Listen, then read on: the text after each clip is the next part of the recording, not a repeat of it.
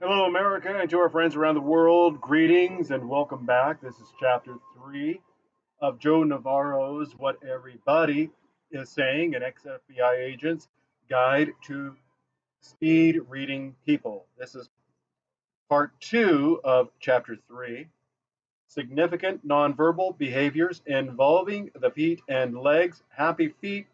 I made a quip about the animated movie about the penguin with the happy feet of the title or movie had the same title as Happy Feet. Happy Feet Happy Feet are feet and legs that wiggle and or bounce with joy. When people suddenly display happy feet, particularly if this occurs right after they have heard or seen something of significance. Again, tying into animation, I mentioned in the first portion of chapter 3 about the Bambi movie of Thumper the Rabbit doing that with his foot. It's because it has affected them in a positive emotional way. Happy feet are a high confidence tell, a signal that a person feels he is getting what he wants or is in an advantageous position to gain something of value from another person or from something else in his environment. Lovers seeing each other after a long separation will get happy feet at their airport reunion. You don't need to look under the table to see happy feet. Just look at a person's shirt and or his shoulders. If his feet are wiggling or bouncing, his shirt and shoulders will be vibrating or moving up and down. These are not grossly exaggerated movements. In fact, they are relatively subtle, but if you watch for them, they are discernible. Try this little demonstration for yourself. Sit in a chair in front of a full length mirror and begin wiggling or bouncing your feet. As you do, you'll start to see your shirt and or shoulders move. While with others, if you're not watching carefully above the table for these telltale signs of lower limb behaviors, you might miss them. But if you're willing to take the time and effort to look, you'll be able to detect them. The key to using happy feet as an effective nonverbal signal is first to note a person's foot behavior and then to watch for any sudden changes that take place. Allow me to express 2 points of caution. First, as with all nonverbal behavior, happy feet must be taken in context to determine if they represent a true tale or just excess nervous behavior. For example, if a person has naturally jittery legs, a kind of restless leg syndrome, then it might be hard to distinguish happy feet from an individual's normal nervous energy. If the rate or intensity of jiggling increases, however, particularly right after a person hears or witnesses something of significance, I might view that as a potential signal that he or she now feels more confident and satisfied with the current state of affairs. Second, moving feet and legs may simply signify impatience.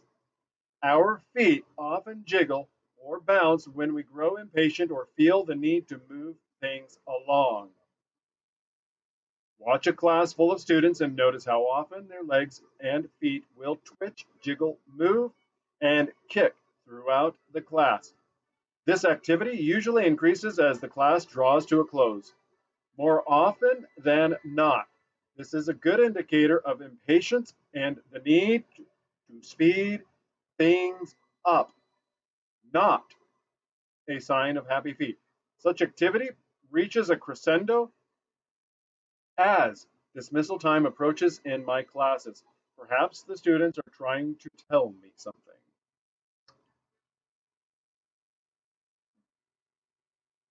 When feet shift direction, particularly toward, actually, hold on.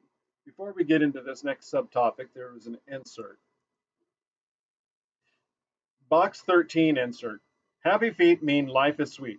A while back, I was watching a poker tournament on television and I saw a guy dealt a flush, a powerful hand. If you're not aware, a flush is all the same suit. You know, you got the four suits: the clubs, the hearts, the diamonds, the spades.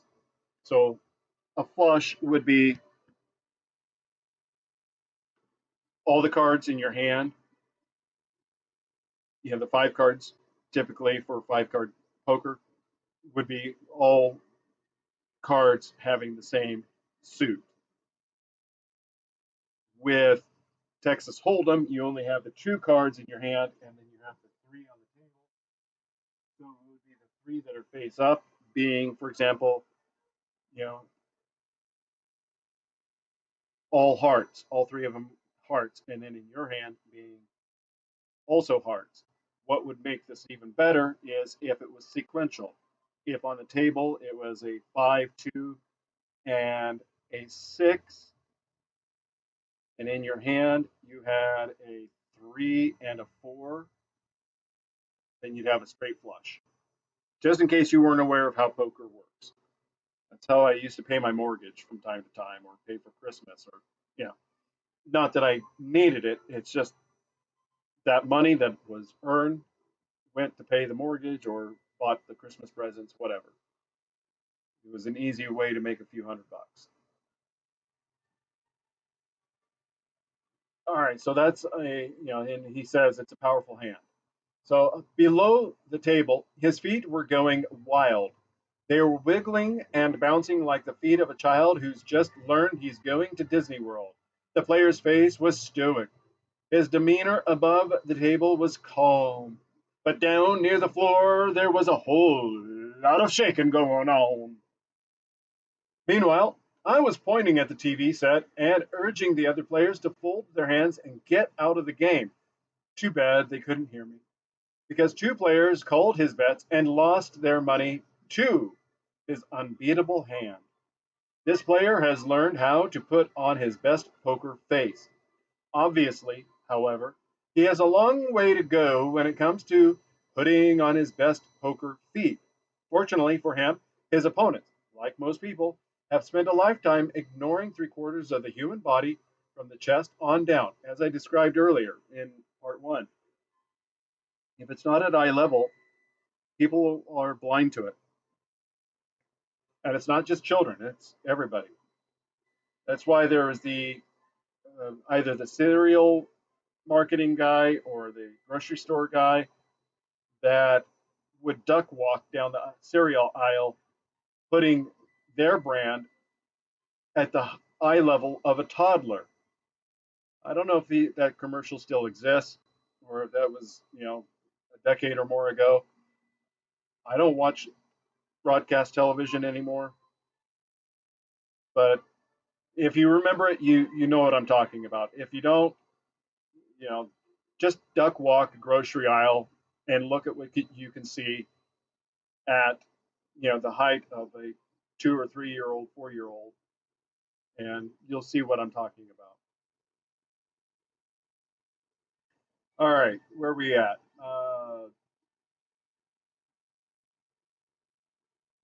Most people spend a lifetime ignoring three-quarters of the human body from the chest on down, paying no attention to the critical nonverbal tells that can be found there. Poker rooms aren't the only place where you see happy feet. Just as a point of observation, most poker rooms that I've been in, and you can tell me if you've been in others that are the same or different, and that is they're dimly lit.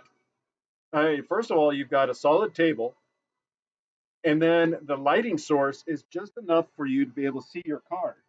I remember, I remember one time my buddy busted out, and he kept coming over. He's like, "Hey, hey, they can see your cards." And I had such a pile of chips in front of me. I didn't care if anybody saw because it didn't matter. I was giving them false signals body language signals that they must have interpreted what he was saying as a contradiction to my confidence or something. I don't know, but bottom line is I ended up making two or three hundred bucks that night. You know, I'm a low stakes player. I go in with the most minimal buy-in as possible, preferably a no buy-in, and walk out with a few hundred bucks. That's the style that I would play. Yeah, and it happened. As I said, it happened enough that I was able to pay for certain events and responsibilities. You know, thus not having to draw on other sources. But that ties into what's being said here. That there's a reason the lighting is kept low. It's so that you can't read the other player. And of course, if the light is enough for you to be able to see the card, then the light is most likely enough for you.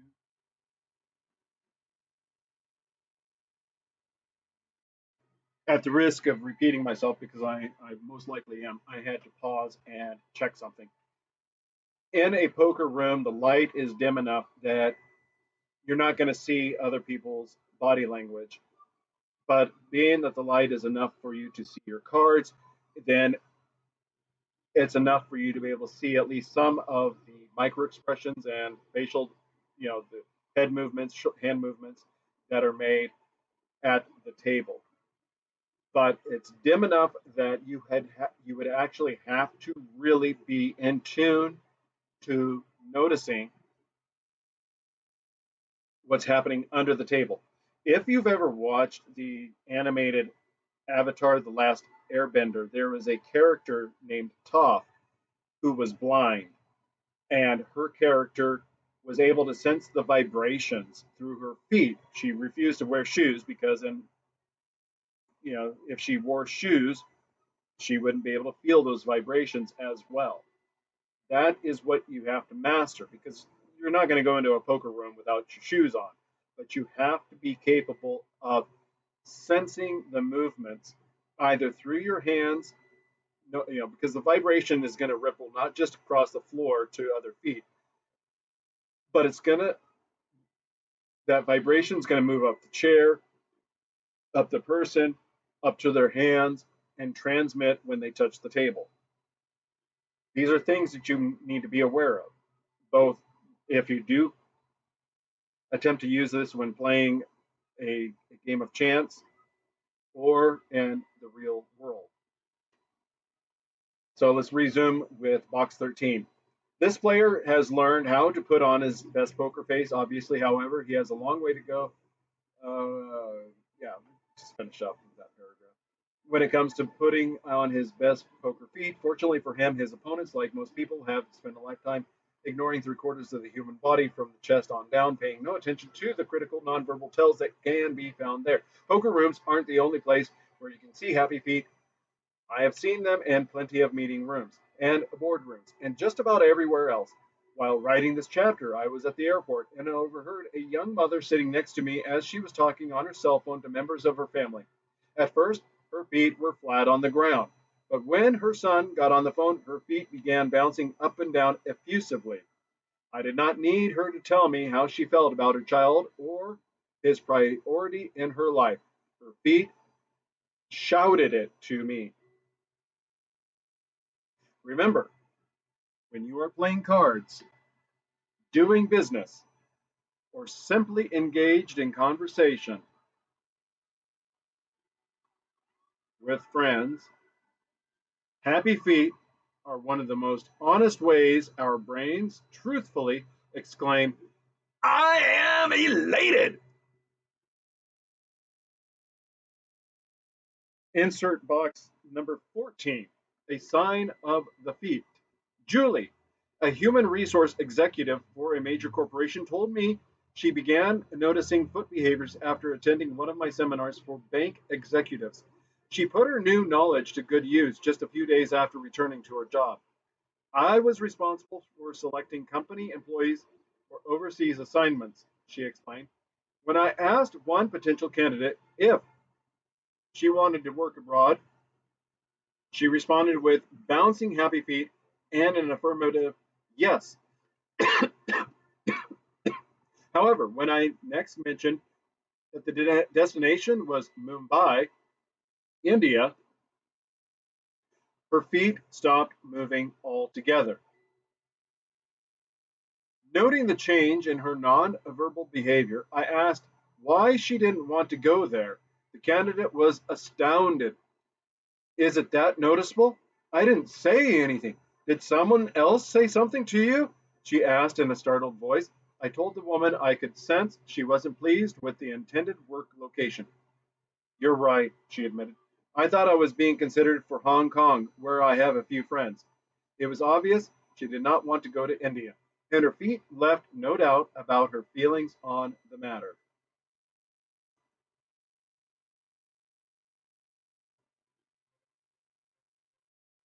Now we can resume with the next subtopic. When feet shift direction, particularly toward or away from a person or object, we tend to turn toward things we like or are agreeable to us, and that includes individuals with whom we are interacting. There was the pop song from, what was her name? Shakira, The Hips Don't Lie. You know, I don't know the lyrics. I didn't pay attention to it, but that is one of the indicators because it's, the hips are about midpoint from the brain, the face, the head. Uh, as we've already established, the feet are the most honest, but you're if you're attracted to somebody, you're going to turn your hips fully exposed to them. It's just how it goes. If you've done partner dancing, you'll know that that is one of the things is that you have to be squared up with your partner. The same thing with, well, we'll just leave it at that. I don't want to get too lost in the weeds. In fact, we can use this information to determine whether others are happy to see us or would prefer that we leave them alone. Assume you are approaching two people engaged in a conversation. These are individuals you have met before and you want to join in the discussion. So you walk up to them and say, Hi. The problem is that you're not sure if they really want your company. Is there a way to find out? Yes. Watch their feet and torso behavior. If they move their feet along with their torsos to admit you, then the welcome is full and genuine. However, if they don't move their feet to welcome you, but instead only swivel at the hips to say hello, then they'd rather be left alone. We tend to turn away from things that we don't like or that are disagreeable to us. Studies of courtroom behavior reveal that when jurors don't like a witness, they turn their feet toward the nearest exit. Demetrius and Mazzarella, 2002, page 193. From the waist up, the jurors politely face the witness who is speaking, but will turn their feet toward the natural escape route, such as the door leading to the hallway or the jury room. What is true for jurors in a courtroom is also true for person to person interaction in general.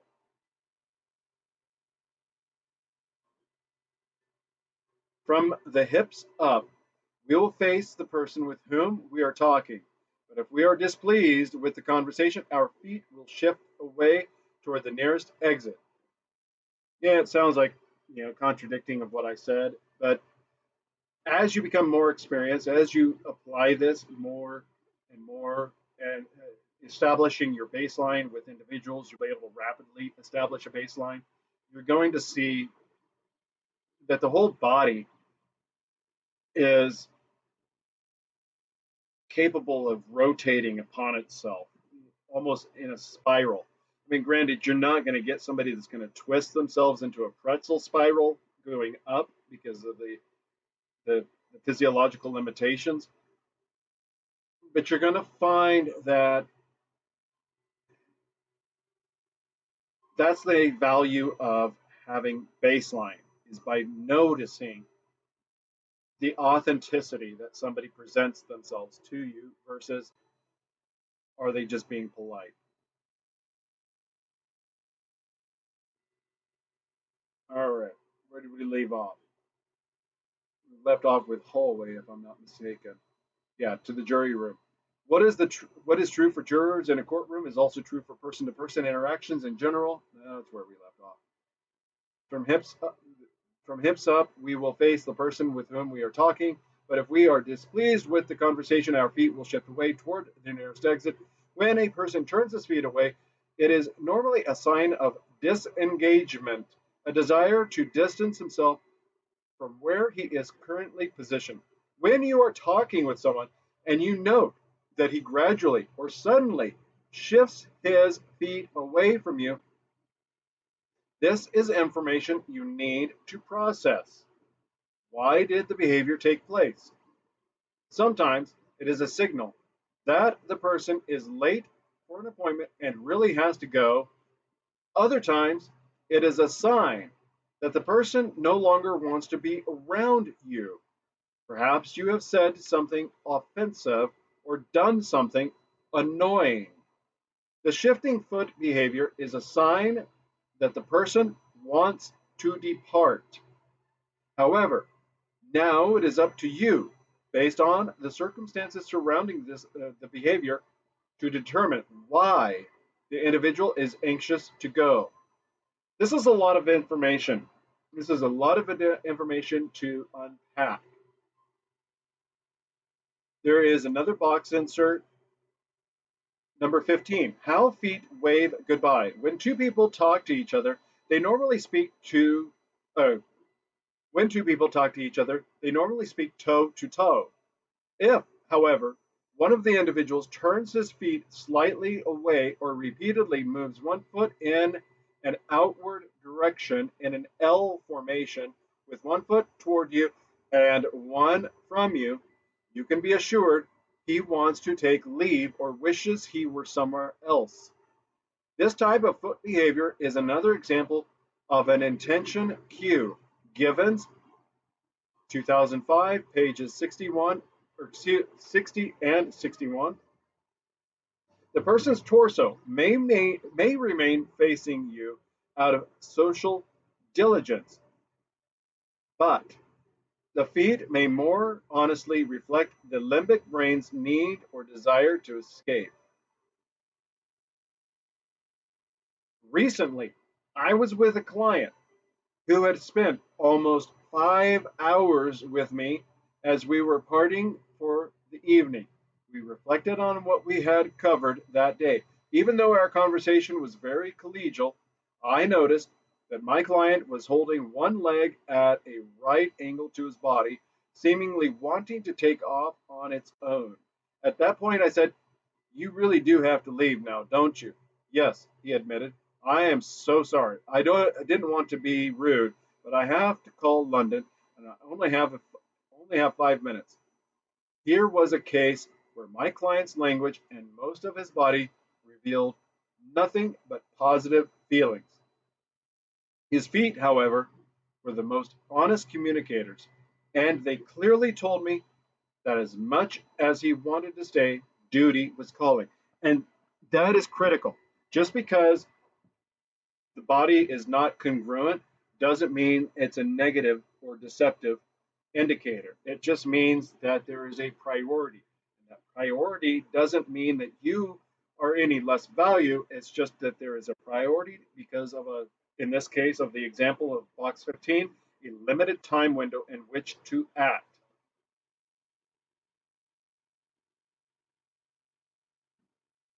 Let's emphasize this enough, that these are skills that you can incorporate.